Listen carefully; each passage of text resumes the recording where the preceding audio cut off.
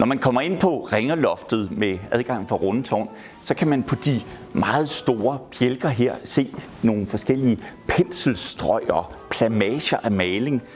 Der er en lille smule, og herover er der en stor plamage af grønt og noget blåt ovenover. Det stammer alt sammen fra den gang fra 1905 til 1922, hvor teatermaleren Carl Lund lejede bibliotekssalen her nedenunder mig. Og nogle gange, når det kneb med pladsen, så kom han også herop på Ringerloftet.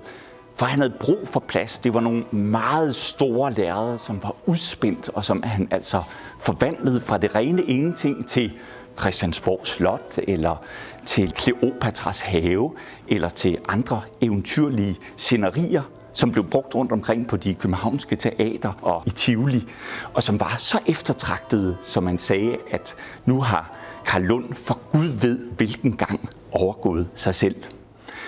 Men det blev altså til herinde, man kan se på billeder fra tiden, at han selv og hans malere går rundt med sådan nogle lange pensler på de her meget store lærreder. Og så en gang imellem, når der lige har været brug for at tørre penslen af, eller at prøve en farve, så er det kommet op på de store træbjælker.